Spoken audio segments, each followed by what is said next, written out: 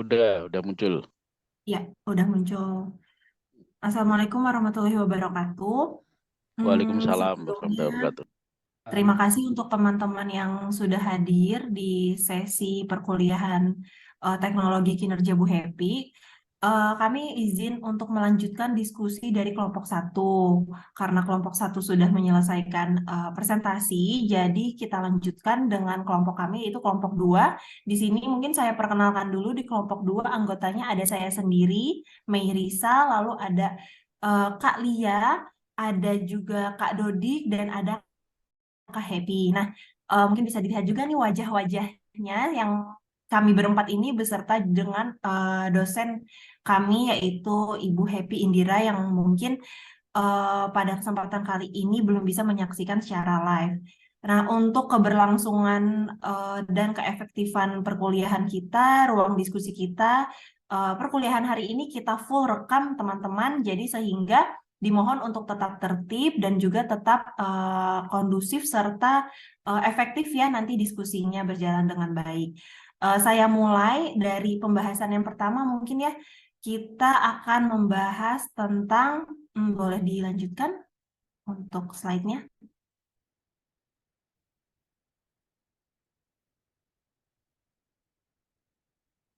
Ya, boleh next lagi. Pembahasan pertama melanjuti dari kelompok satu, ini kebetulan dengan saya sendiri. Nah, di sini mungkin boleh di-preview sebelumnya Kak Happy di slide besarnya. Di mind map besar kita ini sudah terinci. eh, nah, ini dia jadi bahasan atau kajian umum dari kelompok dua itu sebetulnya ada tiga ini. Yang pertama, intervensi umum, lalu intervensi manajemen mutu terpadu, dan juga pelatihan sebagai intervensi klasik, serta analisis kinerja. Dan di sini juga untuk mind map kami sudah kami cantumkan ya cara bacanya, harapannya untuk mempermudah siapapun yang membaca dokumen kami. Untuk yang pertama, saya mulai dengan bagian saya yaitu intervensi umum. Di sini bisa dilihat untuk intervensi umum. Nah, mungkin supaya mudah dan lebih tergambar, saya jelaskan secara singkat, lalu nanti akan saya lanjutkan dengan langsung ke contoh penerapan dalam lingkungan sekitar di tempat saya ya. Nah, yang pertama mungkin saya mau recall kembali atau sampaikan kembali bahwa intervensi umum adalah segala upaya untuk meningkatkan mutu pegawai, meningkatkan kinerja pegawai, dan mengatasi kinerja buruk. Nah, untuk kategori intervensi sendiri, di sini kalau teman-teman lihat ada panah ke atas, nah ini ada beberapa kategori intervensi dan dari beberapa para ahlinya. Ini bisa teman-teman lihat sendiri deskripsi-deskripsi singkatnya beserta dengan contoh atau penerapannya yang di tabel bawah ini seperti kategori intervensi Van, Tim et al. Dan Sliber. Di sini contoh penerapannya yaitu artinya mengadakan solusi pelatihan dan juga solusi kinerja. Begitupun tabel-tabel yang lainnya. Nah, lalu jika kita lihat penerapannya yang di bawah, contoh penerapan ini. Nah, di sini contoh penerapannya saya masih ambil dari apa yang ada di buku yang memang sudah direkomendasikan oleh dosen kita ya, yaitu Ibu Happy. Nah, di sini contoh penerapan dari intervensi umum. Contohnya ada pemberitaan nih kejadian luar biasa penyakit campak dan juga gizi buruk balita di Provinsi Papua. Nah, dengan kejadian tersebut muncullah intervensi. Nah, intervensinya ini apa? Intervensi itu sama dengannya dengan upaya ataupun solusi yang dilaksanakan oleh pemerintah untuk kejadian luar biasa tersebut. Nah, lalu dirinciin lagi di bawah sini upaya atau solusi yang seperti apa. Nah, upaya pemerintah yang seperti ini yang yang dimaksud dalam intervensi untuk kejadian luar biasa tersebut, yaitu koordinasi Kemensos dengan Kemenkes, Polri, TNI, lalu membentuk tim satuan tugas terpadu dan menangani masalah teknis medis dan kebersihan lingkungan, lalu pemeriksaan dan pengobatan bagi pasien terdampak. Mungkin saya langsung lanjutkan ke contoh penerapan di lingkungan tempat saya. Oke, ya, ini ya.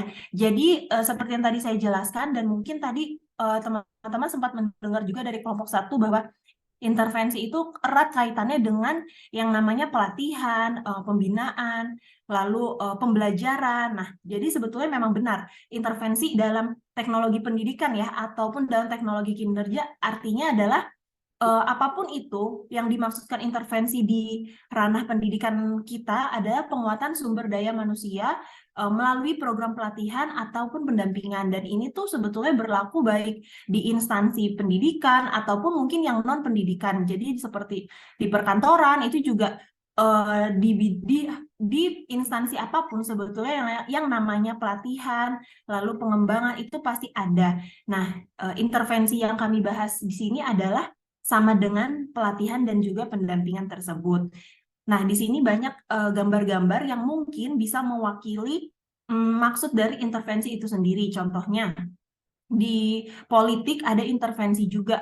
Ini sering terjadi dan mungkin sangat familiar terjadi ya. Jadi ketika ada beberapa dewan atau mengadakan rapat atau pertemuan, pasti ada saja beberapa pihak yang mengintervensi berupa pertanyaan, sanggahan, atau kritikan. Nah, lalu kalau untuk di sekolah atau mungkin di instansi swasta yang non-pendidikan pun ada intervensi dalam bentuk pelatihan seperti ini. Dan untuk di kelas sendiri, sebetulnya tanpa disandari antara guru dan juga murid pasti ada yang namanya intervensi. Nah, biasanya saya sendiri pun menemukan murid-murid yang aktif, yang biasanya dominan mengintervensi. Jadi mungkin ada yang baik cara intervensinya, ada yang mungkin belum begitu tepat. Contohnya ketika kita masih menjelaskan, dan kita sudah memberikan peraturan di awal kesepakatan kelasnya, dengarkan dulu ya, baru nanti kita akan ada ruang diskusi. Nah, tapi ada beberapa anak yang punya pemahaman sendiri sehingga mereka langsung mengintervensi pada saat itu juga, seperti itu. Lalu ada juga intervensi yang berupa demo seperti ini. Nah, demo-demo yang dilakukan masyarakat secara tertib seperti ini disebut intervensi. Nah, sebetulnya intervensi ini tidak selalu dalam intervensi ini pada pembahasan kali ini sebetulnya condorong untuk hal yang baik ya, jadi intervensi yang baik seperti itu. Boleh dilanjutkan lagi? Nah, di sini ada contoh berikutnya yang ada di lingkungan tempat saya bekerja tentunya. Jadi saya kebetulan bekerjanya di sekolah. Nah, di mana intervensi yang dilakukan di sekolah kami tentunya karena sekolah saya itu blended learning. Jadi base-nya itu blended learning yang dimana pengadaan ataupun melakukan intervensinya pun secara daring. Contohnya seperti ini, program-program kita punya masalah nih, nah gimana caranya untuk meningkatkan kinerja guru atau gimana caranya untuk membuat guru jadi bisa nih membuat asesmen formatif atau membuat guru yang tadinya kayaknya di sekolah ini guru-guru masih belum maksimal nih membuat rancangan RPP-nya, masih belum maksimal untuk membuat kesepakatan kelas untuk murid-murid. Nah, kita dibantu oleh, di sini ada, mungkin kalau teman-teman lihat, ada oleh Dinas Pendidikan DKI Jakarta. Nah, program ini dibuat dan kolaborasi bersama Dinas Pendidikan DKI Jakarta, dan ini menjadi bahan atau program untuk guru-guru yang ada di sekolah saya, yaitu Sekolah Murid Merdeka. Jadi, ini contoh-contoh dari intervensi juga kalau teman-teman sudah lihat. Lalu boleh di next lagi di slide berikutnya. Di sini saya buka salah satu program yang lebih detail. Teman-teman bisa lihat sendiri. Jadi karena sekolah saya itu blended learning, kita intervensi yang dilakukan yaitu berupa pelatihan ataupun pembinaan itu semuanya berbasis online. Nah, di sini untuk program-program yang tadi itu cover depan program. Ketika program itu dibuka, tampilannya akan seperti ini, teman-teman. Nah, untuk di nomor 1, di sini teman-teman jika lihat, di sini sudah ada terpampang jelas tulisannya pun intervensi. Jadi, rangkaian intervensi siap belajar untuk guru dan pimpinan sekolah atau madrasah. Jadi, di sini ternyata kalimat intervensi atau makna dari intervensi itu sepositif itu untuk di lingkungan saya. Jadi, seperti ini ya teman-teman, kurang lebih penerapan intervensi umum yang diterapkan di beberapa lingkungan kita atau mungkin yang paling dekat dengan saya yaitu di sekolah saya sendiri. Itu saja mungkin yang bisa saya sampaikan untuk kesimpulannya. Intinya intervensi umum adalah salah satu kegiatan pelatihan ataupun salah satu kegiatan untuk pengembangan yang dimana itu diciptakan untuk menyelesaikan masalah tersebut, menyelesaikan kinerja yang buruk, ataupun ingin meningkatkan yang tadinya kurang baik menjadi lebih baik.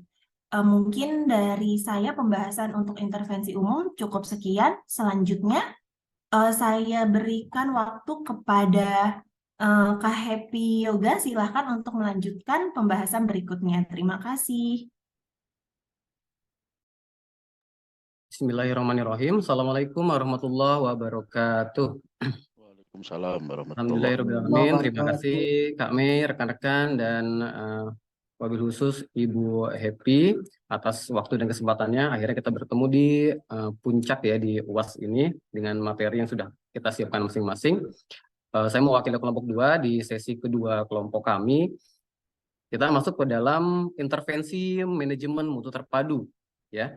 Di dalam intervensi manajemen mutu terpadu, satu sebenarnya tujuannya adalah yaitu merubah apa yang kurang baik menjadi baik dengan proses-proses tertentu ya. Teman-teman bisa lihat dari intervensi manajemen mutu terpadu yang berwarna biru di sebelah kanan ya. Kita bagi 3, ada peningkatan kinerja yang nanti kita akan bahas dengan berbagai prinsip di sini. Ada juga ini teknik pencapaian mutu yang sudah ada garisnya dengan beberapa metode juga, ada Kanban, ada zero defect. Ada juga upaya untuk meningkatkan mutu kinerja dengan benchmark yang nanti akan dibahas oleh Kak Lia. Kita akan fokus ke peningkatan kinerja yang berkelanjutan. Di sini ada 2 prinsip ya. Ada dari Salisbury, ada juga dari Masaki Imai. Kalau dari Salisbury, dia lebih menekankan bahwa mutu yang dimaksud dari hasil intervensi ini adalah tidak selalu terkait dengan harga yang mahal, mutu mengacu pada kriteria yang telah disepakati sebelumnya. Dan menurut Salisbury bahwa mutu itu merupakan bagian dari ilmu. Ya, selain mutu ada juga teman-temannya mutu, yaitu sistem berpikir, sistem desain, pengelolaan perubahan, dan teknologi pembelajaran. Ini yang dimaksudkan oleh Salisbury tahun 96 bahwa mutu itu adalah bagian dari ilmu selain 4 ini. Nah, yang akan saya jelaskan dan kami jelaskan lebih besar di sini adalah melalui prinsip Kaizen yang ditemukan atau diprakarsai oleh Masaki Imai dari Jepang. Adalah sebenarnya ini Kaizen ya. Kai itu artinya perubahan, Zen itu kebijakan yang baik. Ya, maksudnya di sini komitmen kecil mengenai kualitas ya atau mutu tadi dalam arti yang luas. Kualitas adalah segalanya dan itu dapat ditingkatkan. Jadi prinsip Kaizen ini prinsipnya adalah merubah sesuatu yang sudah baik menjadi lebih baik. Kalaupun ternyata ada yang belum baik, gimana caranya? Pelan-pelan, sedikit-sedikit harus semakin baik. Nah, prinsip Kaizen ini untuk apa sih? Nah, di sini ada kotak berwarna merah. Tujuannya adalah meraih dan mengelola serta mempertahankan prestasi. Nah, di penerapannya ya, perusahaan yang sudah menerapkan prinsip Kaizen di Indonesia ini udah cukup banyak. Namun saya hanya cantumkan beberapa, nanti juga ada contohnya di slide berikutnya, yaitu ada perusahaan besar seperti perusahaan otomotif Toyota, Ford, ada juga makanan, Nestle, dan juga Bunga Sari. Ini tuh semacam perusahaan tepung ya. Kita mundur sedikit ke prinsip Kaizen. Di dalam prinsip Kaizen ada beberapa ada beberapa penerapan. Salah satunya adalah bagaimana dengan prinsip Kaizen perusahaan bisa melakukan zero defect. Yang dimaksud dengan zero defect adalah bagaimana sebuah perusahaan itu bisa 0 kecacatan, bisa 0 kegagalan. Jangan sampai ada produk yang cacat atau yang gagal. Lalu ada juga Kanban, nanti saya jelaskan di contoh. Kanban itu kartu saran dan ide. Ada lagi etos kerja, yaitu ada 5S. 5S ini bahasa Jepang, nanti juga ada di beberapa di contoh. Lalu tentunya nanti diakhiri dengan total quality control. Ya, nanti akan dijelaskan oleh slide berikutnya dengan Kak Lia. Ada QC, QA, TQM, itu apa sih? Nanti kita jelaskan dan lihat di pembahasan berikutnya. Kita lanjut saja ke contoh. Mudah-mudahan bisa lebih menggambarkan apa yang dimaksud dengan prinsip Kaizen. Sebelumnya tadi sudah dijelaskan bahwa perusahaan-perusahaan ternyata sudah banyak yang menerapkan prinsip Kaizen. Prinsip Kaizen itu dia menghargai sedikit atau dia menghargai bagaimanapun upaya karyawan dalam level apapun untuk memperbaiki perusahaannya. Misalnya ada karyawan yang bagian pemasangan baut, dia rasa masang baut pakai tangan untuk bagian tertentu ini lebih presisi dibandingkan pakai mesin. Nah, mungkin itu akan dipertimbangkan oleh supervisornya. Untuk bagian tertentu mungkin masih bisa pakai tangan karena lebih presisi dan ternyata waktunya lebih hemat dibandingkan pakai mesin. Untuk bagian lain mungkin bisa pakai mesin. Nah, itu nanti akan dipertimbangkan dan dijadikan masukan. Inilah beberapa perusahaan yang sudah menerapkan prinsip Kaizen, mulai dari perusahaan yang selevel pesawat tempur, yang mungkin harga satu unit pesawatnya bisa miliaran bahkan triliunan, sampai yang tadi ini ada otomotif ya, makanan, sampai kesehatan sekalipun ini sudah menerapkan prinsip Kaizen di dalamnya. Mayo Clinic ini kesehatan, Bunga Sari ini untuk tepung ya, ada furnitur juga Herman Miller dan lain-lain. Bahkan untuk Toyota sendiri, Toyota sudah mematenkan prinsip kerjanya dengan Kaizen yang namanya adalah TPS dan sudah diadopsi salah satunya oleh perusahaan kesehatan ya. Kalau untuk Toyota untuk barang, untuk healthcare, kesehatan bisa untuk manusia. Nah, ini adalah salah satu penerapan prinsip Kaizen di Toyota yang oleh Toyota dijadikan sebuah pakem yang namanya TPS, yaitu Toyota Production System. Di sini ada banyak susunan hingga akhirnya perusahaan itu bisa menjadi stabil dengan seperti apa. Salah satunya dengan prinsip Kaizen yang diterjemahkan oleh Toyota menjadi Toyota Production System, dan ini diakuisisi oleh Toyota dan bahkan dijual sistemnya oleh Toyota ke perusahaan-perusahaan lain yang dirasa membutuhkan. Waktu, kecepatan, ketelitian, efisien dan efektivitas ini menjadi satu kunci yang memang mutlak ada di dalam perusahaan yang menerapkan prinsip ini. Ini yang pernah saya sampaikan di latihan ya, simulasi saat itu. Salah satunya juga ini adalah Kanban ya. Kanban tadi kalau kita balik lagi ke mind map yang tadi di awal adalah subbagian dari prinsip Kaizen, yang mana Kanban ini atau kartu saran ini adalah salah satu media sebuah perusahaan mendengarkan aspirasi sekecil apapun dari karyawannya. Salah satu contoh, mohon maaf, bukan dari karyawan saja, tapi dari konsumen juga.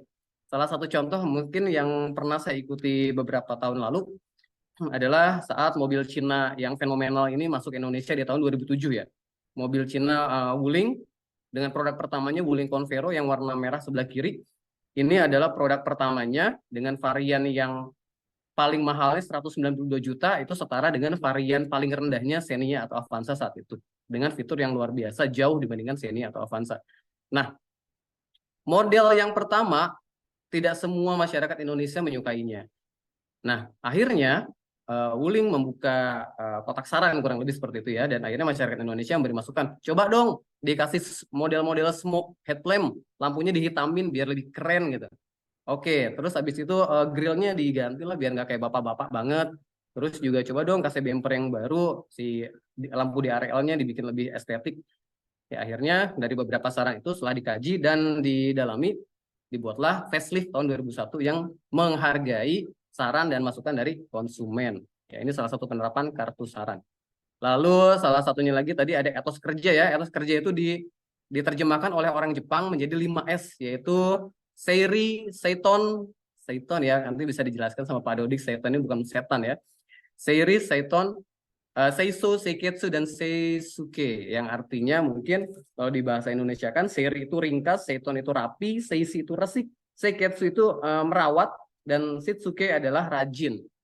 Ini yang diterapkan dalam sebuah perusahaan. Dan yang kebetulan kemarin saya temui di rumah sakit saat anak saya di rumah sakit, kebetulan saya menemukan banner seperti ini ya di dalam rumah sakit Bunda Suryatni di Kota Bogor. Di depannya budayakan 5R. Wah, ini pas banget dengan pelajarannya Bu Happy. Jadi saya foto, mudah-mudahan bisa saya jadikan bahan untuk presentasi hari ini. Nah, ini foto yang saya ambil saat saya kontrol anak saya yang sakit beberapa waktu yang lalu. Jadi penerapannya sudah sampai di rumah sakit, dan memang yang saya rasakan saat itu adalah di rumah sakit ini saya merasa sangat terlayani dan saya merasa sangat dimanusiakan dengan baik. Bahkan ada satu hal yang bikin saya terkesan dengan rumah sakit tersebut, bahwa saat saya datang parkir mobil saya bukan mobil baru, mobil tua, diparkirin dengan satpamnya, bahkan ada 2 depan belakang. Saat saya turun buka kaca, istri saya buka kaca, ada yang dipayungin sampai ke depan lobi. Nah, begitu pula pada saat pulang, kita dipayungin sampai ke dalam pintu mobil. Mungkin akhirnya itu yang dilakukan salah satu untuk tadi ya, seiketsu, merawat hati para konsumen. Jadi image kita terhadap rumah sakit ini Kak minimal Happy, baik dari reminder segi pelayanan. rekomendasi ya. Oke, baik. Dari saya cukup sekian. Kak Merisa, silakan saya kembalikan ke kakak. Baik, terima kasih Kak Happy. Teman-teman izin mengingatkan kembali ya untuk kesepakatan durasi kita. Untuk mempersingkat waktu, silakan untuk pemaparan dari Kak Lia. Oke, terima kasih kepada moderator. Di sini saya akan melanjutkan paparan dari pemateri sebelumnya, yaitu Pak Happy tentang mutu. Nah, di sini mutu itu kan kita sudah tahu bahwa suatu kriteria atau standar yang sudah disepakati dan dirumuskan bersama. Nah, di sini mutu ini berkaitan dengan dua hal. Yang pertama yaitu produk dan yang kedua itu yaitu jasa. Nah, di sini produk itu merupakan sesuatu yang dihasilkan yang memiliki bentuk atau berwujud. Sedangkan jasa ini itu sesuatu yang diberikan yang tidak berwujud tetapi hasilnya itu bisa dinikmati oleh pelanggan. Nah, di sini keterkaitan antara mutu pelanggan dengan produk ataupun jasa yang dihasilkan ini, pelanggan itu memiliki peran yang sangat penting, yaitu merupakan penentu diterima atau tidaknya suatu jasa atau produk yang dihasilkan. Nah, oleh karena itu, untuk supaya pelanggan ini tetap menggunakan suatu produk atau jasa tertentu, itu harus ada suatu manajemen mutu. Nah, di sini manajemen mutu itu, seperti yang tadi disebutkan, ada 3 hal utama, yaitu QC, QA, dan TQM. Nah, di sini untuk QC itu merupakan quality control, yaitu suatu tindakan yang dilakukan dengan cara memeriksa atau mengecek ulang suatu produk dan jasa yang dihasilkan. Jadi ini merupakan kegiatan yang dilakukan setelah suatu proses produksi itu berjalan. Jadi yang dicek itu merupakan produk hasilnya. Sedangkan QA itu merupakan suatu aktivitas tindakan preventif. Jadi dilakukan sebelum atau selama proses produksi. Jadi untuk menjaga suatu produk tertentu dihasilkan itu bagus, itu dari pihak perusahaan itu menggunakan bahan-bahan yang berkualitas. Jadi selama prosesnya menjaga supaya produk yang dihasilkan ini bagus. Kemudian ada Total Quality Management atau TQM. Nah, di sini merupakan seluruh proses mulai dari hulu hingga ke hilir. Jadi mulai dari QA sampai ke QC. Jadi dicek mulai dari bahan yang digunakan sampai nanti produk yang dihasilkan itu seperti apa. Itu melalui serangkaian proses untuk menjaga mutu ini supaya tetap bagus gitu. Nah, di sini kita mengenal adanya konsep benchmarking. Jadi benchmarking ini, konsep benchmark ini merupakan sesuatu yang dijadikan acuan produk terbaik atau organisasi terbaik dengan syarat-syarat tertentu. Nah, benchmarking ini merupakan suatu bentuk upaya dari organisasi atau perusahaan untuk membelajarkan diri dari sisi yang berbeda. Jadi organisasi ini nanti akan studi banding dengan organisasi yang lain supaya dia itu bisa menjadi lebih baik ataupun bahkan melebihi dari organisasi yang dijadikan benchmark ini atau pembandingnya. Nah, ini menurut Pemberton et al. Dan Paula Kiro, konsep benchmark ini merupakan salah satu bentuk upaya organisasi menjadi organisasi yang lebih baik. Jadi merupakan upaya peningkatan menjadi lebih baik. Intinya itu semakin meningkatkan kualitas. Nah, di sini konsep benchmark ini bisa menggunakan cara yaitu brainstorming. Nah, brainstorming ini merupakan diskusi terbuka dengan semua elemen yang ada di dalam organisasi itu mengenai gagasan kreatif yang dilaksanakan bersama-sama dengan mitra kerja. Jadi istilahnya kita berdiskusi. Jadi ada diskusi terbuka. Nah, ini salah satu upaya untuk melakukan benchmark tadi atau peningkatan kualitas tadi itu dengan menggunakan konsep fishbone atau tulang ikan. Nah, di sini kita kalau dilihat dari gambarnya yang di samping itu kan ada bagian kepala, kemudian ada bagian rangka ikan, ada bagian tulangnya, dan ada bagian duri-duri ikan. Nah, untuk bagian kepala ikan itu menjelaskan dampak atau efek apa atau tujuan yang harus kita capai. Jadi dari benchmarking tadi kita itu mau apa yang kita capai. Nah, gitu. Kemudian dari rangka ikan ini menjelaskan rincian penyebab yang harus diselesaikan sebagai masalah. Jadi nanti kita rinci semakin ke arah duri ikan ini perinciannya berarti semakin detail gitu. Kemudian untuk tulang ikan itu mencerminkan submasalah yang muncul dan sampai akhirnya ke bagian duri ikan ini merupakan sub-sub bagian yang lebih detail dari suatu masalah. Nah, penerapannya dalam dunia kerja karena saya berprofesi sebagai pendidik, jadi pada suatu instansi sekolah karena saya mengajar di Man 1 Natuna di sini, saya menganalogkan bahwa QC quality control ini dilihat dari produk yang dihasilkan. Jadi kalau dari sekolah, produk yang kita hasilkan itu yaitu alumni yang nantinya akan melanjutkan ke jenjang yang lebih tinggi. Jadi nanti kita ada istilahnya pendataan. Ada berapa persen dari siswa-siswi kita yang sudah lulus itu yang melanjutkan ke perguruan tinggi. Kemudian ada berapa persen yang tidak melanjutkan, tetapi mereka kemana? Nanti kita pilih kembali, disuruh memilih kembali ataukah mereka bekerja, ataukah ada yang langsung menikah. Nah, seperti itu. Jadi semakin banyak lulusan kita yang melanjutkan ke perguruan tinggi, itu nantinya akan berpengaruh ke TQM. Nah, TQM-nya yaitu nanti yaitu akreditasi sekolah. Jadi sangat berpengaruh. Kemudian kalau dari quality assurance, jadi selama prosesnya, bagaimana kita membentuk suatu produk anak murid yang unggul, istilahnya unggul seperti itu. Yaitu ada, misalnya kita tahu bahwa dia dipengaruhi oleh kualitas dari input. Jadi sebelum peserta didik baru yang mendaftar pada saat PPDB itu ada namanya tes, ada tes tertulis terlebih dahulu.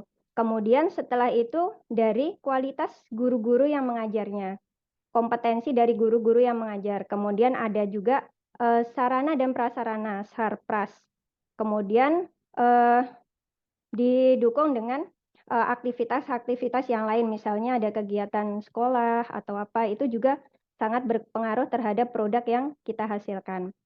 Nah, di sini untuk TQM-nya, menurut dari pemahaman saya, yaitu semua keseluruhan proses ini pada sekolah itu dia tercermin dari akreditasi sekolah tersebut.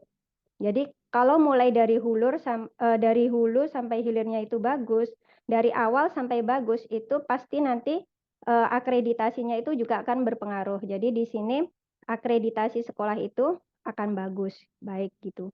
Jadi mulai dari inputnya sampai outputnya itu akan dicek pada saat akreditasi karena ada ada tim validator yang akan menilai nantinya ke sekolah. Nah, di sini kalau untuk dari Man 1 Natuna itu sendiri, untuk benchmarking ini, benchmark itu kita mengadakan studi tiru di Man 1 Batam, jadi di Man Batam. Nah, kita melihat bagaimana sih kurikulum di sana penerapannya, kemudian kegiatan-kegiatan siswanya seperti apa, peningkatan kompetensi gurunya itu seperti apa, itu kita melakukan studi tiru. Jadi yang dilakukan di Batam nanti kita akan aplikasikan di Man 1 Natuna. Jadi demikian yang bisa saya jelaskan untuk konsep manajemen mutu. Terima kasih, saya kembalikan ke Kak Me selaku moderator. Terima kasih untuk kalian atas pemaparannya. Mungkin saya izin untuk langsung ke Pak Dodi karena kebetulan untuk Kak Winda sendiri ini izin ya. Jadi mungkin bisa kita lanjutkan. Silahkan Kak Dodik dan jangan lupa untuk durasi batasnya mungkin di 5 menit lagi ya. Setelah itu kita akan buka sesi diskusi. Silahkan Kak Dodik. Terima kasih Mbak Mei. Apakah suara saya sudah cukup terdengar? Saya hanya ingin memastikan. Oke. Terima kasih. Terima kasih sahabat semua. Tadi sudah disinggung di awal oleh sahabat kami. Tadi sudah disinggung oleh sahabat kami di awal terkait dengan setan ya. Makanya untuk kita semua biar tidak tergoda oleh setan, mari saya mulai dengan membaca A'udzubillahi minasyaitonirrajim. Bismillahirrahmanirrahim. Nah ini insya Allah kita semua terjaga oleh setan. Langsung kami mencoba untuk kemudian menjelaskan hal yang berkaitan dengan sahabat kami sebelumnya, ya ini terkait dengan intervensi. Intervensi ini satu bentuk bantuan untuk meningkatkan kinerja. Nah, sahabat semua mungkin tentunya berpatokan pada buku ini ya. Nah, saya sudah pegang buku ini dan saya berharap teman-teman dan sahabat semua harus punya buku ini. Karena ini kita bedah, kita jadikan satu dasar untuk diskusi kolaborasi.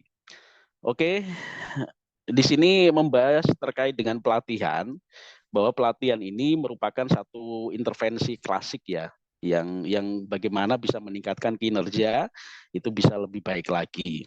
Ini satu bentuk ikhtiar kita, dan sebagaimana kita semua adalah pemeluk agama Islam, maka ini selaras dengan apa yang disampaikan dalam Al-Quran, kalau nggak salah di surat An-Najm itu, wa anna laisa lil insani illa ma sa'a wa anna sa'yahu saufa yura. Dan yang kurang lebih artinya seorang manusia itu tidak memperoleh selain apa yang diusahakannya, dan bahwa usaha itu kelak juga akan diperlihatkan kepadanya. Dan ini juga sesuai hadis Rasulullah yang menyampaikan antum a'lamu bi umuri dunyakum, bahwa kalian semua itu yang lebih mengetahui urusan dunianya. Nah, makanya bagian yang kami coba sampaikan ini hal berkaitan dengan pelatihan untuk meningkatkan kinerja dan juga sebagai bentuk ikhtiar bagaimana kinerja kita bisa lebih baik lagi.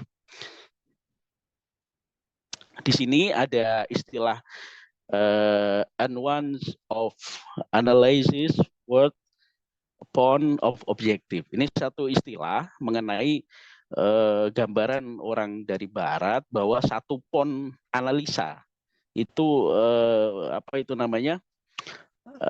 bernilai satu on kok, bukan satu pon. Satu on analisa itu bernilai satu pon tujuan. Artinya bisa menghasilkan berbagai tujuan yang untuk lebih baik. Itu terkait dengan pelatihan. Dan kemudian ini menjelaskan terkait dengan perbandingan model Harles dan Rosset. Ini ada first thing fast, ada kemudian on end analysis, dan kemudian masih berkaitan dengan ini juga, ini adalah konsep dasar dan makna nuance analysis. Ada model of situation, dan kemudian selanjutnya ada aspek dan alur nuance analysis. Dan terakhir adalah tindak lanjut dari analisis kerja. Kinerja, bukan kerja, kinerja. Jadi bagaimana pelatihan itu diadakan, kapan pelatihan itu diadakan, dan di mana pelatihan itu diadakan, dan akhirnya bisa menghasilkan satu bentuk capaian kinerja yang lebih baik lagi. Nah, metode dan teknik pengumpulan informasi data untuk analisis kerja itu merupakan satu pokok dasar dari pelatihan itu diadakan. Agar apa? Agar sesuai dengan tujuan dari adanya pelatihan itu diadakan. Nah, ini saya tidak akan baca satu persatu, tapi mungkin bisa lanjut Mbak Mai ke slide selanjutnya, yakni contoh. Nah ini konkretnya ya ini ada gambar sahabat kami yang ya jadi mentor kami juga. Nah, ini namanya sama dengan ibu dosen kami yang selalu happy dan bahagia. Nah, ini pelatihan sebagai intervensi klasik, ada terkait dengan pelatihan apa itu namanya kurikulum merdeka, ada pelatihan rapot dan kemudian supervisi. Ini semua gambaran terkait dengan bagaimana kinerja kita bisa lebih baik lagi itu dengan diadakannya pelatihan. Dan pelatihan itu merupakan satu bentuk intervensi klasik. Mungkin itu yang bisa kami sampaikan dengan singkat. Kurang lebihnya kami mohon maaf, baik kesalahan yang kami rencanakan atau tidak. Terima kasih, kami kembalikan kepada Mbak Mai. Terima kasih untuk Pak Dodi atas pemaparan terakhir dari kelompok kami. Mungkin untuk selanjutnya silahkan kita lanjutkan ke ruang diskusi ya teman-teman. Jadi untuk kelompok 2 mungkin bisa diperlihatkan mind map besarnya Kak Happy. Sekali lagi untuk recall dan mengingatkan teman-teman apa yang baru saja kita bahas. Jadi bagi yang ingin bertanya seputar materi yang baru saja kami bahas, mungkin bisa ditanyakan dari sekarang. Mungkin untuk pertanyaan pertamanya mungkin dibuka 2 pertanyaan dulu ya. Untuk 2 penanya tercepat silahkan boleh raise hand ya kalau mau bertanya. Dan bisa lihat lagi tadi pembahasannya apa aja sih, atau kalau memang punya ide yang tapi masih berkaitan pun tidak apa-apa ditanyakan. Baik, untuk penanya pertama ada Pak Panut. Dipersilahkan Pak Panut pertanyaannya. Oke, terima kasih kepada kelompok penyaji yang memberikan pemaparan sangat bagus. Dan mudah-mudahan ini menginspirasi bagi kelompok kami juga, tentunya juga kelompok-kelompok yang lain. Ada sedikit yang mungkin perlu kita diskusikan bersama tentang bahwasanya kita di Indonesia ini kan ada budaya yang kurang bagus tentang menjaga mutu ataupun apa namanya ya segala macamnya tanpa standar gitu. Kalau tadi kan disampaikan dengan adanya berbagai macam metode yang dilaksanakan baik di Jepang seperti kaizen yang disampaikan oleh Pak Happy Yoga tadi kan sangat membudaya gitu. Nah, yang ingin kami pertanyakan adalah tentang bagaimana kira-kira untuk membudayakan mutu tadi atau budaya mutu tadi bisa berkembang di negara kita. Saya sedikit punya gambaran. Di Indonesia sebenarnya banyak hal yang bisa dijadikan juga sebagai standar, terutama dari makanan-makanan ringan. Jadi ada kalau di daerah Banjarnegara kan ada Dawet Ayu, dan sampai ke tempat kami itu masih memiliki rasa yang sama dengan tempat aslinya gitu. Kemudian nasi uduk Lamongan gitu.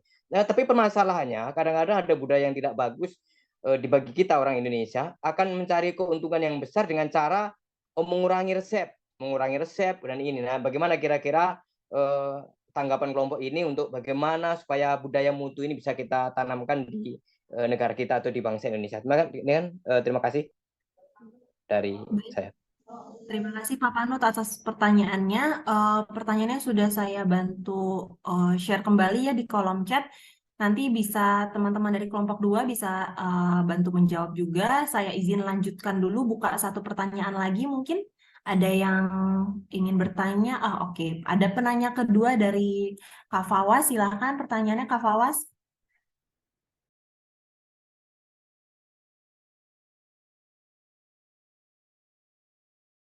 Pak Fawas bisa dibuka dulu mikrofonnya, masih unmute. Ya, terima kasih Bu Melisa, Mbak Melisa. Untuk pertanyaan saya tadi berkaitan dengan intervensi umum ya. Saya cenderung lebih mengaitkan intervensi ini ke arah pembelajaran. Ya kita tahu kan kalau sekarang itu sudah penerapan Merdeka Belajar yang pada intinya adalah kita memberikan kebebasan ya kepada siswa itu untuk berpikir secara kritis seperti itu.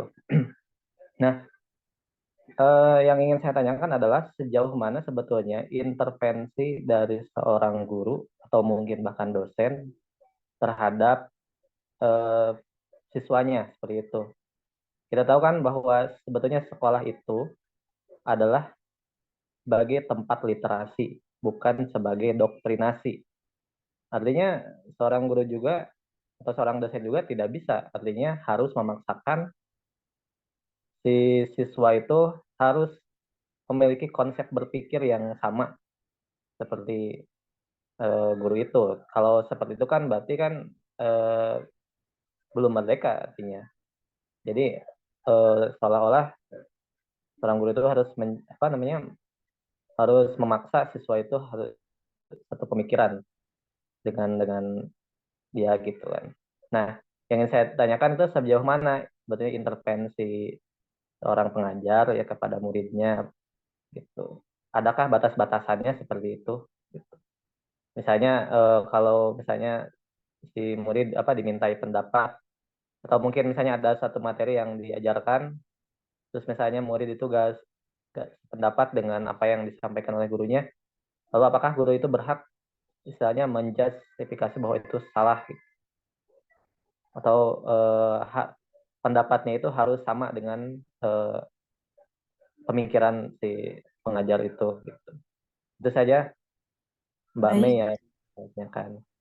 terima kasih untuk Kak Fawas. Mungkin saya bantu recap ya, diulang pertanyaannya, yaitu terkait intervensi umum yang dimana fokus pertanyaannya ini ke intervensi pembelajarannya. Nah, dengan kurikulum ataupun konsep pendidikan yang mungkin sekarang baru ya, yaitu Merdeka Belajar, siswa diminta untuk berpikir lebih bebas lagi, demokratis, dan juga kritis. Nah, lalu sejauh mana seorang pendidik atau pengajar melakukan intervensi, apakah ada batasan-batasannya, dan mungkin maksudnya jika intervensi yang dilakukan oleh pendidik atau pengajar itu gagal, lalu mungkin ada feedback negatif atau ditolak dari peserta ataupun pendidik, lalu bagaimana selanjutnya?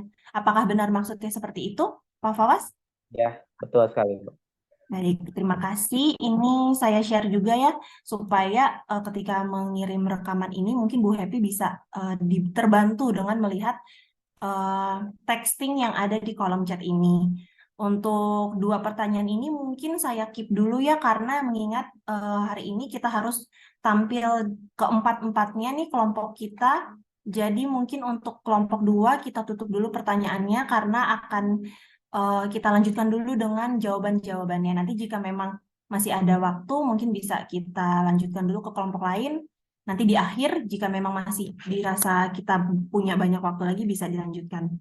Untuk pertanyaan yang pertama dari pertanyaan Pak Panut, terkait budaya di Indonesia yang mungkin kurang bagus, lalu bagaimana mengembangkan budaya mutu agar dapat berkembang di Indonesia, seperti contoh yang diberikan yang dari Jepang, Kaizen, dan lainnya ya. Itu boleh dibantu dengan Kak Happy. Silakan Kak Happy untuk tanggapannya. Terima kasih Kak Mei. Terima kasih juga Pak Panut atas respon dan pertanyaannya. Tentunya ini tantangan bagi kita semua yang ada di Indonesia yang katanya tingkat SDM-nya itu tidak seperti orang-orang di luar sana gitu. Kalau tadi kita bandingkan sama Jepang dan beberapa negara lain, kalau kasus dengan pembahasan di buku ini adalah yang dibahas adalah dengan Jepang ya. Mungkin salah satu yang membedakan orang Indonesia dengan orang Jepang dari sisi budaya adalah disiplin ya. Saat pasca pemboman Hiroshima Nagasaki kan seperti yang Bapak Ibu ketahui, yang ditanyakan oleh Kaisar adalah berapa guru yang masih ada. Artinya yang berusaha dikembangkan oleh Kaisar di sana atau para pemangku kebijakan di sana adalah meningkatkan SDM-nya, meningkatkan sumber daya manusia melalui budaya-budaya yang dianggap baik di sana. Dan terbukti Jepang menjadi salah satu kiblat bagi budaya-budaya disiplin yang akhirnya diterapkan oleh perusahaan-perusahaannya. Yang mana perusahaan-perusahaannya itu akhirnya mengekspansi ke seluruh dunia. Salah satu yang terbesar adalah mengekspansi di Indonesia, khususnya untuk perusahaan-perusahaan yang kaitannya dengan teknologi atau otomotif kalau di contoh yang saya tulis di sini. Seperti yang pernah mungkin Agim sering kali sampaikan, kita tidak bisa merubah hal yang besar. Kita tidak bisa merubah hal sekaligus. Kita tidak bisa merubah hal itu langsung gitu. Tentunya kita akan harus merubah mulai dari hal yang kecil mulai dari diri sendiri dan mulai dari saat ini. Makanya akhirnya yang kami contohkan di sini adalah bagian-bagian kecil dari perusahaan-perusahaan atau ranah-ranah yang kaitannya dengan bagaimana perusahaan tersebut atau sekolah tersebut atau lembaga tersebut punya upaya untuk menerapkan prinsip yang harapannya adalah menimbulkan budaya yang baik di lingkungan perusahaannya dulu. Di lingkungan perusahaan dulu. Dan harapannya adalah saat lingkungan perusahaannya baik, setelah ada karyawan di lingkungan perusahaan yang baik, dia keluar, dia bikin perusahaan atau bikin usaha, dia menerapkan prinsip yang sama. Contoh misalnya, saya punya tetangga yang dia pernah kerja di Toyota dan akhirnya dia buka bengkel di rumah, di sekitar rumah, buka bengkel mobil. Dan sedikit banyak yang saya lihat dia sedikit banyak menerapkan prinsip disiplin seperti ini. Saat dia janji dia selalu datang, tidak pernah telat. Saat dia mengerjakan sebuah pekerjaan sampai hal terkecil dia sampaikan. Kekurangan itu dia sampaikan dengan segala keterangannya. Artinya budaya yang diterapkan di perusahaan dan diresapi oleh karyawan dia tangkap dan dipraktekkan di lingkungan kerjanya. Jadi mungkin Pak Panut, bagaimana membudayakan mutu di Indonesia? Yang pertama adalah melalui pembiasaan. Dimulai dari hal yang kecil, dimulai dari diri sendiri, dan dimulai dari sekarang. Kuncinya salah satunya adalah kebijakan. Bagaimana perusahaan punya pimpinan yang paham terhadap kebijakan ini baik atau tidak. Kalau ternyata baik, lakukan pelatihan. Kalau ternyata tidak, ya mungkin lanjutkan. Kalau kaitannya dengan pemerintah, mungkin kita juga berharap punya pemerintah yang memiliki kebijakan yang baik terhadap perubahan sebuah kebijakan yang nantinya akan berdampak pada mutu SDM di Indonesia. Mohon maaf mungkin kalau penjelasannya kurang begitu mengena karena mungkin juga waktu yang terbatas. Terima kasih Pak Panut dan Kak Mei. Terima kasih untuk tanggapannya Kak Happy. Dari Pak Panut bagaimana Pak? Apakah untuk saat ini sudah cukup bisa menjawab? Terima kasih. Ya, terima kasih ya untuk Pak Panut atas pertanyaannya. Kita lanjutkan untuk penanya kedua yaitu dari Pak Fawaz terkait intervensi umum. Sejauh mana seorang pendidik melakukan intervensi? Lalu adakah batasan-batasan? Dan nantinya jika intervensi itu gagal, lalu bagaimana selanjutnya? Apakah kita terus jalankan atau kita paksa atau memang ada opsi lain? Mungkin pertanyaan tersebut bisa dibantu tanggapi oleh Kak Lia, silahkan. Iya, terima kasih atas pertanyaannya ke Pak Fawaz. Jadi di sini itu berkaitan dengan intervensi kita sebagai pendidik kepada peserta didik ya Pak Fawaz. Jadi menurut kelompok kami, jadi untuk sejauh mana sih intervensi seorang pendidik itu ketika berada di dalam kelas. Nah, sebelumnya kita itu harus membuat rule. Kalau yang seperti saya lakukan, pada awal pertemuan kita itu membuat suatu tata tertib atau kesepakatan bersama. Jadi nanti ketika kita presentasi ini yang harus dilakukan. Kemudian setiap pembelajaran itu kita punya tujuan. Kita ada indikatornya. Jadi selama peserta didik itu melakukan diskusi dan itu masih berkaitan dengan tujuan, kita akan memberikan mereka kebebasan. Jadi mereka boleh mengambil literatur dari manapun, yang penting dia sesuai dengan kaidah. Kemudian mereka boleh menggunakan video yang seperti apa yang mereka inginkan gitu. Nah, sejauh mana intervensi kita? Jadi itu tadi, kalau selama video, selama buku-bukunya yang digunakan, selama cara mereka memahami suatu materi itu betul gitu. Jadi memang masih dalam koridor yang sesuai, itu kita akan melakukan membiarkan atau memberikan kebebasan kepada peserta didik untuk menjelaskan gagasannya. Tetapi ketika itu sudah ternyata sudah melenceng dari tujuan awal pembelajaran, nah itu baru nanti kita akan mengingatkan. Jadi seperti ini nak, batasannya seperti ini. Jadi ini kurang tepat. Jadi istilahnya bukan tidak boleh, tetapi kurang tepat. Nah, jadi seperti itu. Nah, kalaupun intervensi yang kita lakukan itu gagal, itu berarti kita sebagai pendidik itu kita harus belajar lagi bagaimana mengkondisikan suatu kelas itu. Jadi itulah yang merupakan nanti yang harus kompetensi kita sebagai pendidik itu bagaimana merancang bisa membuat suasana kelas itu kondusif. Jadi seperti itu, Pak Fawaz. Baik, terima kasih Kalia. Mungkin simpulannya adalah untuk kelompok 2, yaitu kelompok saya, Merisa, Lia, Happy, dan Dodik. Mungkin pembahasan hari ini kami tentang intervensi, lalu mungkin ada beberapa juga yang membahas tentang lebih detail ya, seperti strategi atau bagaimana caranya melakukan intervensi atau juga manajemen mutu. Nah, semoga materi dari hari ini cukup baik diterima oleh teman-teman dan tanpa mengurangi rasa hormat karena sudah selesai waktu atau durasi untuk kelompok 2. Mungkin saya izin langsung tutup saja presentasi dari kelompok 2 ini, dan terima kasih untuk Ibu dosen kita, Bu Happy, dan juga terima kasih untuk teman-teman yang sudah bertanya dan menyimak dengan baik. Dari saya cukup sekian.